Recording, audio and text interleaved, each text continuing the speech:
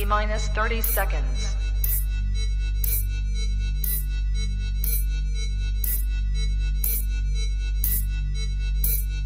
T-minus 20 seconds.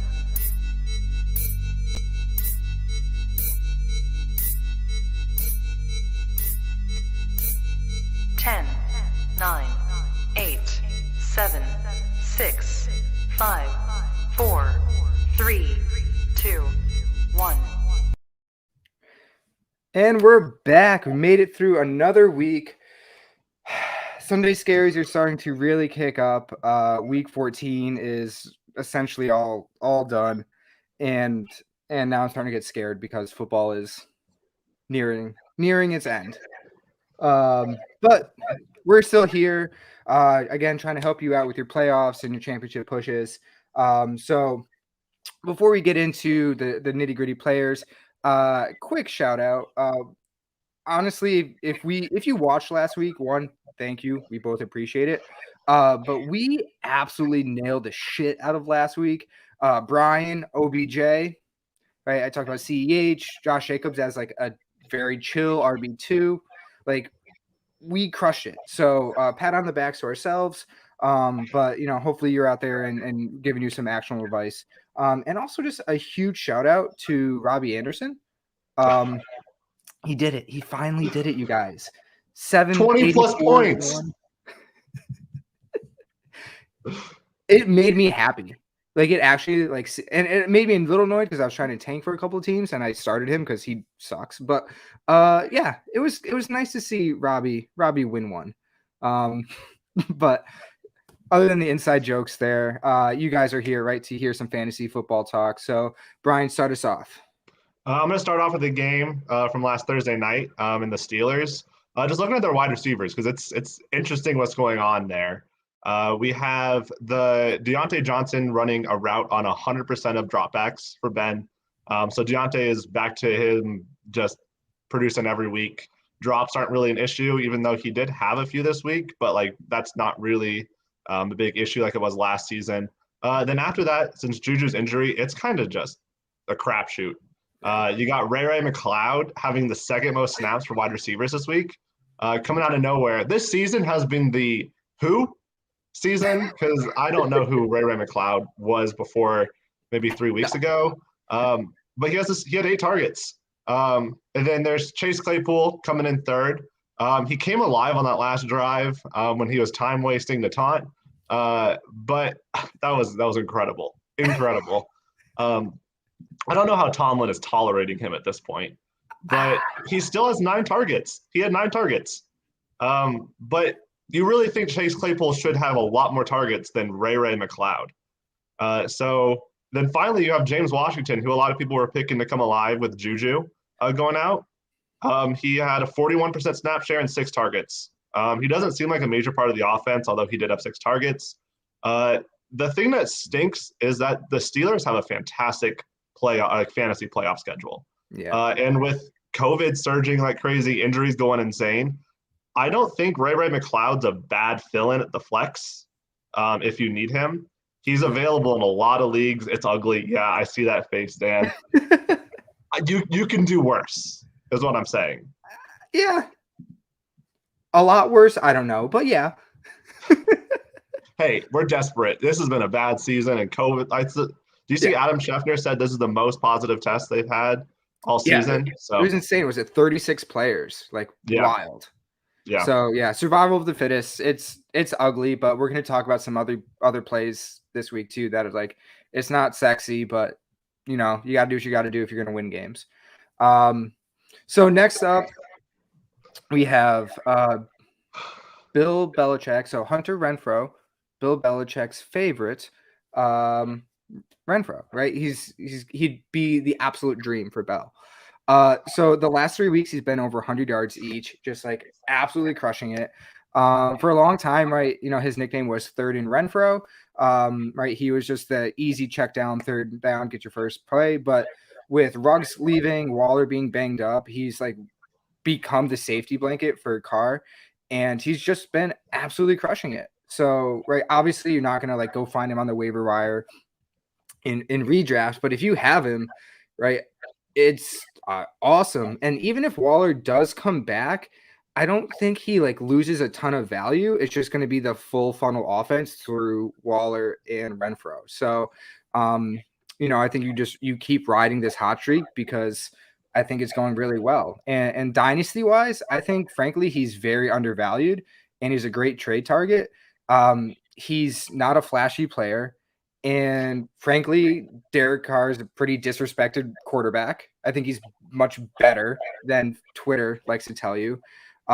So if he's a guy that is like a very consistent 10-point floor with pretty decent upside as like your wide receiver 3, you could chase far more volatile players for other else in your roster. I think he looks really good there.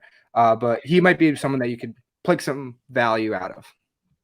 And I'll give you props where they're due. You've been wanting to talk about him for like a few weeks, and I just delete his name off the show sheet because I can't stand Hunter Renfrow.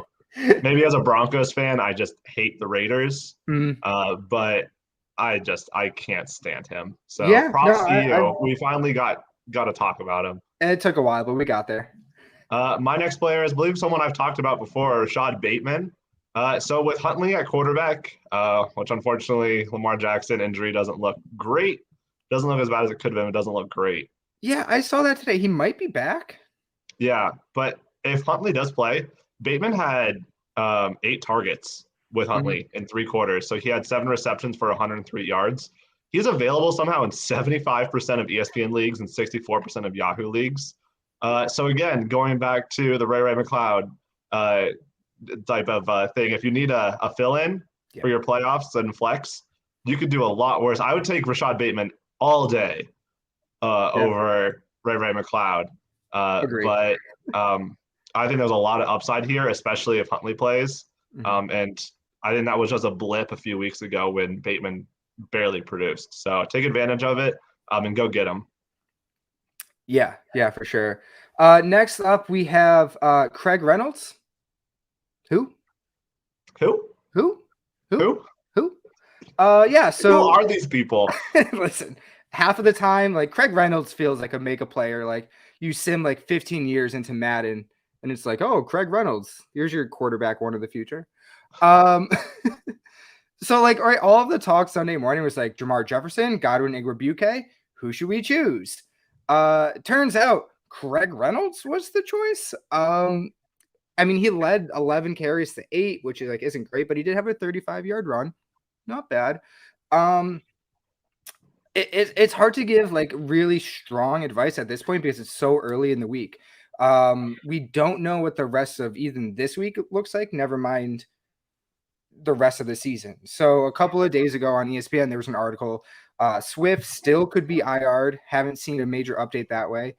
When Jamal Williams tested positive, he was out for this game, but he might also miss next week, depending on how he tests out. So in theory, either one of those 2 guys could be back, but if they're both gone, right, then it's back to this weird, like, who is the running back?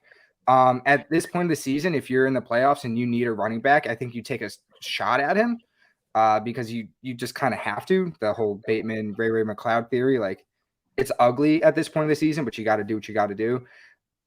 But if you don't need any sort of running back, I would just let that go to be what it is because Campbell could go any which way, and there's not a lot of things that you could do there. So unless you're extremely desperate, I would just stay away. Yeah, the one thing I learned from this is that I don't know if you saw the tweet, but apparently Adam Schefter started him in his fantasy league. So that's insider information. That's not fair. So yeah, listen to Adam Schefter's insider information. I might have to watch the ESPN pregame show a little bit more. The next guy I have is Brevin Jordan. Again, who? Yeah. I actually know this guy because I drafted him everywhere in Dynasty. But there you go. That was smart. Good for you. He's had at least a 10% target share the last 4 weeks, and then had 7 targets this last week, which is insane. Davis Mills threw it 49 times. So 7 targets is actually not that great of a target share, but it still is a lot. Well, the big thing is he's had 4 red zone targets since he came back week 8. He's had 3 touchdowns. So they're targeting him near the end zone. I'm not sure there's much relevance to this season, but he could be a really cheap target for Dynasty right now. And if you do need a cheap fill-in, maybe a DFS play at tight end. He's seeing usage, and he's seeing actually like above 10% for a tight end is decent. So it's a name to remember for the rest of the season DFS and looking towards next season. And probably a slightly more popular or more known Ryan Griffin for the Jets kind of fits the same mold of like exactly but could be something there. Especially DFS if you want to spend your money elsewhere. And last of our big name guys, so Justin Fields. Last night there was bright spots. 224 passing yards looks okay. But then half of it essentially came from 2 big pass plays. So it's a little bit misleading. At the same time, that does show his big play capability. He did show his rushing floor, which is great at times, and his scramble ability. I think, he's looked like a rookie, and that's okay. This is a great opportunity within Dynasty if you can go try and pluck him off of another opposing roster. If someone's a little bit down on him, especially with Matt Nagy just still being there, because I don't think a lot of us think Nagy will be there. So it might be a hard get just because everyone's kind of hoping that the head coach gets fired. But if there's any way, even if you get a 5 or 10% discount, I think it's a good get. Get. And sometimes, frankly, it's okay to buy high.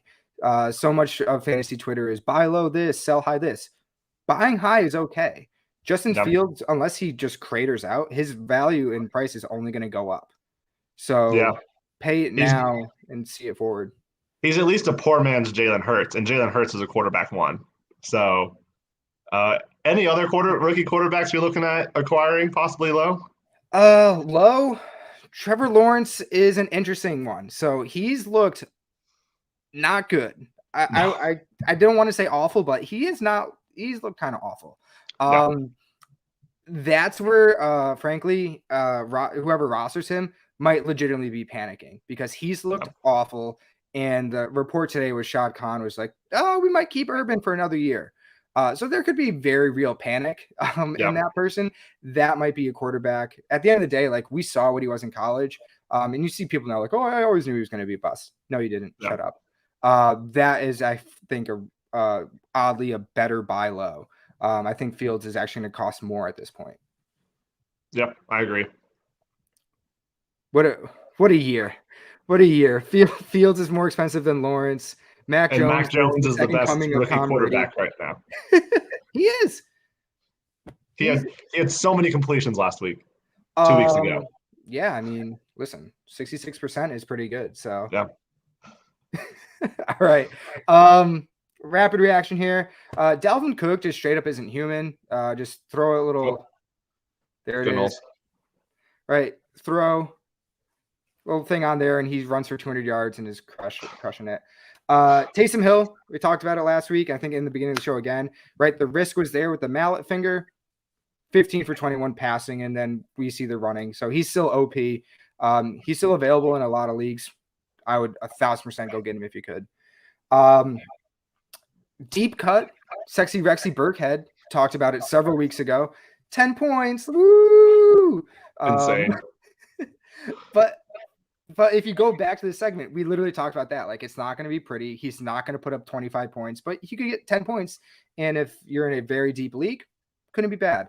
Now he's banged up. David Johnson just did get activated from COVID. They're playing Jacksonville this week. If Rex is out, David Johnson's going to be their only running back, and he could be a really nice slide in for 10 to 12 points as well. Again, it's not pretty this time of year, but you got to do what you got to do if you're going to win. So, David Johnson might win playoff games. It's so ugly. Ugh. Anyways, you want to do the Robbie of the week? Robbie of the week. All right. So, do we do our runner-up first? We have a 2 for this week, everybody. I'll do the runner-up.